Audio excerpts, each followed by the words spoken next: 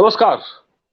इस वक्त अतीक अहमद हत्याकांड की गूंज पूरे उत्तर प्रदेश में, पूरे देश में और यहां तक कि दुनिया में सुनाई दे रही है। ये मामला बड़ा हो गया है और अतीक अहमद की हत्या के बाद से कई तरह के सवाल उठ रहे हैं। उत्तर प्रदेश की कानून व्यवस्था को लेकर भी लगातार सवाल उठ रहे हैं। अभी आपको मालूम होगा कि 27 तारीख को 27 मार्च को जो अतीक का भाई जो मारा गया अशरफ, उसको पेशी पर ले जाया जा रहा था बरेली जेल से। तब उसने वहां मीडिया वालों से चलते फिरते बातचीत में कहा कि मैंने एक चिट्ठी लिखी है और उस चिट्ठी में एक अफसर का नाम है और उस अफसर ने मुझसे कहा था कि तुमको पेशी पर ले जाया जाएगा, बाहर जब निकाला जाएगा तो तुमको मार दिया जाएगा। अभी तो तुम बच गए हो लेकिन बाद में तुमको मार दिया जाएगा। और ये चिट्ठी योगी आदित्यनाथ को और सीजेआई के पास उम्मीद है ये पहुंच चुकी होगी। क्या ऐसा हो सकता है? इस पूरे मामले पर बात करने के लिए मेरे साथ मौजूद हैं आपके जाने पहचाने एक्स रॉ अधिकारी एनके सूद साहब। सर, आपका स्वागत है हमारे शो में। नमस्कार जी, शुक्रिया जी। सर, ये जो बात सामने आ रही है निकलकर, ये चिट्ठी की बात आ रही है, इसमें चिट्ठी में क्या लिखा होगा, क्या नहीं लिखा होगा, और जो अतीक अहमद का वकील है उसने भी कुछ ऐसी बातें कही है। और आज तो मैं एक नई चीज सुन रहा था, अभी मैं टीवी देख रहा था तो वहां इलाहाबाद में यानी प्रयागराज में फिर से बम फेंकने की घटना हुई है। एक वीडियो वायरल हो रहा है, कोई कटरा मोहल्ला है, वहां पर बम फेंका गया है। तो ये चीजें किस ओर जा रही हैं सर? ये अतीक को के मर्डर के पीछे आपको क्या कंस्पिरेसी लगती है? कौन है इसके पीछे? देखिए, जैसे यहाँ पे कहा गया कि एक ऑफिसर का नाम लिया, इन्होंने चिट्ठी लिखी है कि इस ऑफिसर ने इनको धमकी दी होगी। हो सकता है इनको धमकी दी हो, आपस की दुश्मनी हो इनकी पुरानी इस ऑफिसर के साथ, या बेसिकली इनको उससे ज्यादा कुछ नाराजगी हो अतीक अहमद को। लेकिन देखिए, जो आदमी मारेगा वो धमकी नहीं देगा, और जो धमकी देगा वो मारेगा नहीं। मैं इस बात को बड़े तरीके से कह सकता हूं। और ये जो ऑफिसर का नाम लिया जा रहा है, मुझे नहीं लगता कि इस ऑफिसर की यहाँ पे इन्वॉल्वमेंट है या मारने में या किसी चीज में, क्योंकि जिस तरीके से इनका मर्डर हुआ है, इनका मर्डर बड़े प्लान तरीके से हुआ है। अगर पुलिस वाला कोई मरवाने की बात करता तो उसके पास तो कई तरीके थे और एनकाउंटर भी किया जा सकता था। लेकिन जिस तरीके से अतीक अहमद और उसके भाई का मर्डर हुआ है, एक ये बहुत बड़ी कॉन्स्पिरेसी है जिसके पीछे कोई भी हो सकता है। कोई गैंग हो सकता है, आईएसआई हो सकती है, पीएफआई हो सकती है, या कोई पॉलिटिकल पार्टी के गुंडे हो सकते हैं जिनको पीछे से संरक्षण था। क्योंकि जो 3 लोगों को सिलेक्ट किया गया, ये 3 लोग अनपढ़ टाइप के लोग थे, छोटे छोटे लोग थे, इनके पास पैसे वैसे थे नहीं। फिर इनको मोटरसाइकिल किसने दिलवाई, इनको कैमरा किसने दिलवाया? काफी महंगा कैमरा होगा, मुझे लगता है कि 8-10 लाख का तो कैमरा होगा। फिर किसने इनको इतनी सोफिस्टिकेटेड गन्स दिलवाई? ये जो गन्स यूज की गई है, यानी कि जो पिस्टल यूज की गई है, ये टर्की की पिस्टल थी और ये इंडिया के अंदर बैंड है। इसकी कॉस्ट पड़ती है 6 से 7 लाख रुपए। तो इसका मतलब यह है कि इसके पीछे कोई बड़ा गैंग लगा हुआ है जिसने इस अतीक अहमद को मरवाया। होता क्या है कि जो आदमी इस टाइप का होता है, गैंगस्टर होता है, जब उसकी यूटिलिटी खत्म हो जाती है तो उसको मरवाना ही बेटर होता है। आप समझिए कि मरा हुआ सांप गले में पड़ा हुआ है, अतीक अहमद उसी टाइप से था और कुछ भी खुलासे कर सकता था उन लोगों के खिलाफ जिनके बिहाफ पे काम करता था, चाहे एलईटी हो चाहे आईएसआई हो। तो अतीक अहमद के पीछे जो मरवाने का काम किया गया, मुझे लगता है इसके पीछे कोई बड़ा गैंग था जो इसके साथ होगा। और इसके दुश्मनी वाली बात नहीं है कि इसके दुश्मनों ने इसको मरवाया। मुझे लगता है कि इसको मरवाने के पीछे उन्हीं लोगों का हाथ था जो इसको मरवा करके यहाँ पे डिस्टर्बेंसेस करना चाहते थे यूपी और बाकी जगह में, और एक हिंदू मुस्लिम का इशू उठाना चाहते थे। दूसरी बात है, जो 3 लोगों ने गोली मारी, ये छोटे मोटे लोग ही थे। और फिर गोली मारने के बाद जब इन्होंने अपने आप को सरेंडर कर दिया, जब पुलिस ने इनको पकड़ा तो इन्होंने जय श्री राम के नारे लगा दिए। ये किसी हिंदू ऑर्गेनाइजेशन को तो बिलोंग नहीं करते थे, लेकिन इनको स्पेशली कहा गया कि आपने श्री राम के नारे लगाने हैं ताकि यहाँ पे लगे कि हिंदुओं ने इनको मरवाया, और एक मुस्लिम्स को जागरूक करके मुस्लिम्स का वोट बैंक पे, क्योंकि 2024 में इलेक्शन है, उस पर भी टारगेट होगा। तो इनको मरवाने के पीछे पहला जो मैं बात करूंगा वो हो सकता है कि जो पॉलिटिकल लोग हैं उनके गैंगस्टर्स, क्योंकि यहाँ पे देखिए यूपी के अंदर बहुत से पॉलिटिकल लोग हैं जिनके गैंग से कनेक्शन है। क्योंकि पुलिस अगर देखा जाए यूपी के अंदर तो सिर्फ गैंग वार ही चलता था, गैंग्स ही होते थे, गुंडे होते थे। तो एक तो वो इश्यू है, और इसको मरवाने के पीछे था कि एक वोट बैंक मुस्लिम उसको कब्जा करना, साथ में एक यूपी के अंदर सिचुएशन खराब करनी, योगी आदित्यनाथ को बदनाम करना, साथ में यूपी की पुलिस को उसको बदनाम करना। और दूसरी तरफ एक ये भी पॉसिबिलिटी है कि जो क्या इनको मरवाने के पीछे पीएफआई का हाथ हो सकता है, पीएफआई को जरूर बैन कर दिया गया, काफी लोग उनके अरेस्ट कर लिए गए थे, लेकिन उसके बाद पिछले महीने में भी आपके गुजरात के अंदर द्वारका में पीएफआई के बहुत से लोगों को अरेस्ट किया गया और साथ में उनकी जमीन पे जो कब्जा कर रहे थे उसको भी हटाया गया। तो पीएफआई अभी भी जिंदा है, पीएफआई का जो नेटवर्क है वो पूरी तरीके से बर्बाद नहीं हुआ है, टूटा नहीं है। तो पीएफआई पीछे हो सकती है। और जो तीसरा शक जाता है वो जाता है पाकिस्तान की आईएसआई और लश्कर ए तौबा के ऊपर, क्योंकि इनके लिंक थे लश्कर ए तौबा के साथ और पाकिस्तान की आईएसआई के साथ, तो वो नहीं चाहेंगे कि अतीक अहमद उनके जो उनका भांडाफोड़ करे या वो लोकेशन के बारे में एग्जैक्ट इन्फॉर्मेशन दे जहां से उसको आर्म्स डिलीवर किए जाते थे। तो ये जो सारा चीज है अतीक अहमद के ऊपर, मैं सोचता हूँ जो पुलिस ऑफिसर का नाम दिया जा रहा है उस पुलिस ऑफिसर का कोई रोल नहीं लगता है इसके मर्डर के पीछे। मर्डर के पीछे 3 पॉसिबिलिटी है जो मैंने आपको बता दी। जी। अच्छा, आपने कहा कि जैसे इसमें एक लश्कर तैयबा और आईएसआई का भी हो सकता है, लेकिन वाकई अगर इसका कोई लिंक था और अगर सरकार के पास कुछ ऐसे इनपुट्स थे कि इसका लिंक है, तब तो इसको जरूरत से ज्यादा सुरक्षा के साथ रखना चाहिए था, ताकि ये और भी राज उगल सकता। भाई उसने इतना तो बताया ही था कि वो लोकेशन बताई थी जहां वो हथियार गिराए जाते थे, ये भी उसने कहा था। तो डर किसको था इसको लेकर? और देखिए बेसिकली मैंने जैसे कहा कि एक तो इसकी पॉलिटिकल एडवांटेज लेना चाहते थे। अतीक अहमद एक मरा हुआ सांप था जिसको कोई भी ऑर्गेनाइजेशन अपने गले में लेकर घूम नहीं सकती थी। अगर इसके पास जो पॉलिटिकल पार्टीज इसको इससे फायदा उठा रही थी उनके लिए नाकाम हो गया था, यूजलेस हो गया था, उनको इसका कोई फायदा नहीं था। देखिए क्या होता है कि मरा हाथी लाख का, सवा और जिंदा हाथी लाख का, मरा हुआ हाथी 1.25 लाख का। तो ये जो मरा हुआ हाथी था ये 1.25 लाख का था कुछ पॉलिटिकल पार्टीज के लिए और साथ में कुछ और लोगों के लिए जो दिल्ली, यूपी और बाकी जगह में डिस्टर्बेंसेस क्रिएट करना चाहते थे। इसीलिए उन्होंने इसको टारगेट किया, इसीलिए उसको मारा। देखिए जहां तक बात है कि आईएसआई से कनेक्शन होगा या कुछ होगा, ये जरूर है कि पुलिस ने काफी हद तक तो इससे पूछताछ कर ली होगी।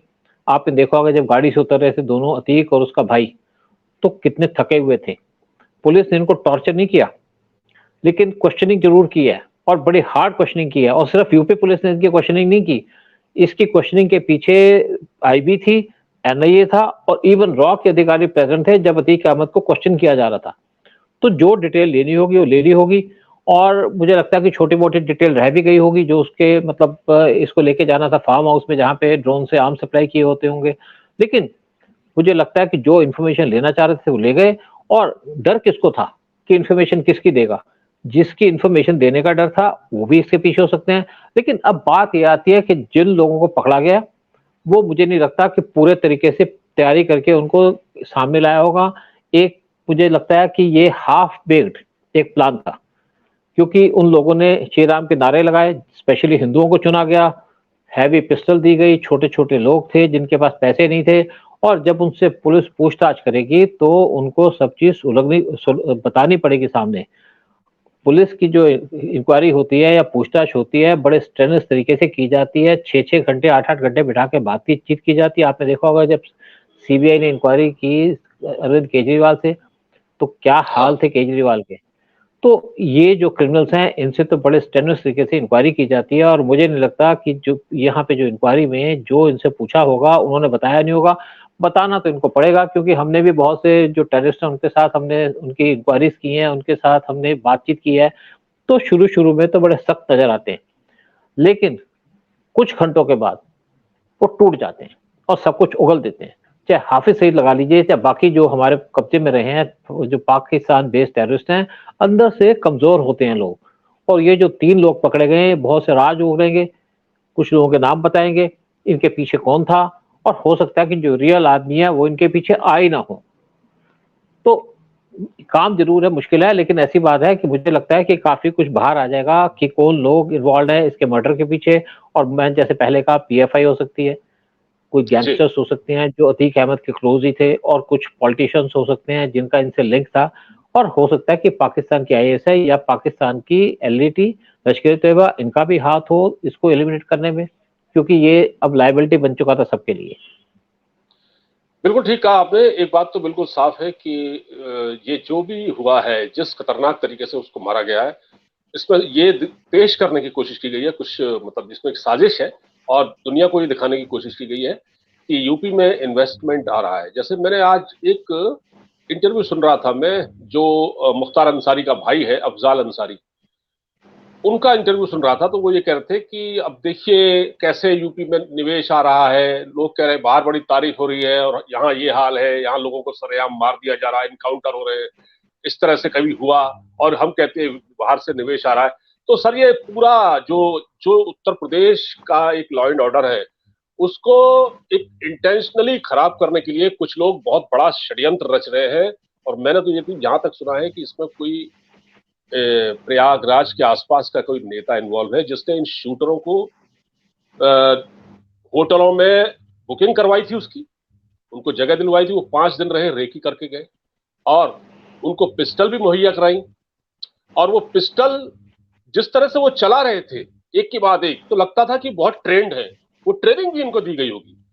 तो इस तरह की ट्रेनिंग तो सर वैसे तो पीएफआई भी देता है। पीएफआई का एक नेटवर्क पकड़ा गया था वहां पटना में, जो अपने वहां जी ताइक्वांडो भी सिखा रहा था, कराटे भी सिखा रहा था, उसके वहां लिटरेचर भी था इंडिया के खिलाफ, वो भी उसको पढ़ाया जा रहा था, बहुत कुछ हो रहा था सब। नहीं, देखिए जैसे आपने कहा ना, इनको कम से कम 2 या 3 हफ्ते की स्पेशल ट्रेनिंग दी गई थी, किस तरीके से मारना है, फिर पूरी प्लानिंग की गई थी। प्लानिंग करके इनको मोटरसाइकिल दी गई, कैमरे दिए गए, पिस्टल दी गई, पिस्टल चलाने सिखाया गया, फिर इनको उस जगह पे स्पेशल ले जाया गया जहाँ पे इनको अतीक अहमद और उसके भाई को, वहाँ पे अशरफ को, वहाँ पे मेडिकल के लिए लेके जाना था, और एक तरीके से इनको कवर अप दिया गया एज ए रिपोर्टर, ताकि किसी को इनके ऊपर शक ना हो। और जहां जब ऐसी बात होती है, देखिए जैसे क्या था, कुछ लोग कह रहे थे क्या यूपी पुलिस के ऊपर एक्शन होगा। देखिए इस पे क्या था कि ये लोग क्रिमिनल थे और ये जा रहे थे बाहर, कोई ये नहीं है कि इनको प्रॉपर सिक्योरिटी दी गई हो। तो ये लोग वहां पे जब टीवी वाले आ गए, कैमरे वाले आ गए, तो पुलिस किस तरीके से उनको रोक सकती थी और किस तरीके से आम जगह में इनको चेक कर सकती थी। ना उनकी चेकिंग की गई, ना उनके कैमरास को चेक किया गया, और इसीलिए इन लोगों को अपॉर्चुनिटी मिल गई इनको टारगेट करने की। और मैं नहीं समझता कि जो पुलिस, उसकी तरफ से कोई गलती है, और इसीलिए सोच समझ के पुलिस के ऊपर कोई एक्शन नहीं लिया गया। साथ में जो यूपी की पुलिस है, उसको किसी भी तरीके से डिमोरलाइज नहीं किया जा सकता। लेकिन ये जो लोग हैं तीनों, ये कुछ तो उगलेंगे, कुछ राज बाहर आएंगे, और कुछ लोग इसके बाद और पकड़े जाएंगे। क्या पीएफआई है, क्या लोग है, क्योंकि इनको जो ट्रेनिंग दी गई वो बड़े ट्रेन लोगों के द्वारा दी गई, और पूरे तरीके से अपने हिसाब से बड़ा फुल प्रूफ प्लान बनाया गया था। ठीक है, प्लान के अंदर का मर्डर तो हो गया, लेकिन ये जो पकड़े गए और नेचुरली जो श्री राम के नारे लगाए, उससे ये एक्सपोज हो गए कि ये बेसिकली फेक लोग हैं, जिनको फेक तरीके से तैयार किया गया था और वहां पे भेजा गया था।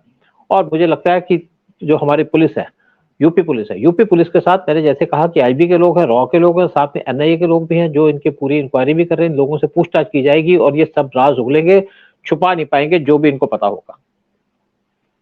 जी, जब अतीक अहमद को मारी गई, जिस वक्त गोली, जब उसको वो बात कर रहा था मीडिया से, और जब वो कुछ बताने ही वाला था, वैसे इसको गोली मार दी गई, तो बहुत कुछ वो बताना चाह रहा था। वैसे सर एक बात और है, आपने पीएफआई का नाम लिया, और इसमें जब जैसा कि चार्जशीट में कहा गया कि इसके आईएसआई के साथ और लश्कर के साथ लिंक थे, तो पीएफआई भी तो एक प्रतिबंधित संगठन है, और पीएफआई के लिंक भी तो आईएसआई से है। तो चाहे आईएसआई जी से लिंक हो या पीएफआई से, बात तो एक ही है। बिल्कुल, देखिए पीएफआई का जो मेन लिंक है आईएसआई के साथ है, साथ में टर्की उसको सपोर्ट करता है। टर्की, पीएफआई के लोग टर्की जाते थे, वहां इनके आईएसआईएस उसके साथ इनके लिंक बनाए जाते थे, और टर्की की यहाँ पे पिस्टल यूज की गई है। तो जो पीएफआई का लिंक है, मुझे लगता है कि वो सबसे प्राइम लिंक है, जिसके ऊपर बात की जाएगी, जिसके ऊपर इनसे पूछताछ की जाएगी, और उसी के ऊपर मुझे लगता है पहले काम किया जाएगा। देखिए जो टर्की के प्रेसिडेंट है एर्डोगन, उनका जो बेटा है बड़ा, उसके आईएसआईएस से लिंक है। और पीएफआई के लोग के बारे में मैंने वीडियो बनाया था कि ये टर्की में जाते थे, टर्की में जाकर के इनकी मीटिंग अरेंज की जाती थी। एक आईएमडी एक इंटरनेशनल ऑर्गेनाइजेशन है, जो टेरर ऑर्गेनाइजेशन है, और उसके लिंक है आईएसएस के साथ। और तो नेचुरली ऐसा लगता है कि इनको जो ट्रेनिंग दी गई हो सकता है कि इनको पीएफआई के लोगों के द्वारा दी गई हो, या इवन आईएसएस उसकी इन्वॉल्वमेंट हो सकती है। और ये हमारी एजेंसी चेक करके इसके ऊपर पूरे तरीके से रिपोर्ट तैयार करके गवर्नमेंट को सबमिट करेगी, और उसी हिसाब से आगे कार्रवाई की जाएगी इनके खिलाफ। बिल्कुल सर, और यूपी सरकार ने इस बारे में जुडिशियल कमीशन भी बना दिया है, जिसमें 3 लोग हैं, और इसके अलावा इसकी इसकी एक और एसआईटी भी गठित की गई है। वो उस पूरे मामले की एक फुल प्रूफ जांच हो रही है, उसकी रिपोर्ट आने के बाद बहुत कुछ सामने आएगा। आपने हमसे बातचीत की, आपका बहुत बहुत धन्यवाद सर इस अहम मुद्दे पर। जय हिंद। जय हिंद, शुक्रिया, नमस्कार।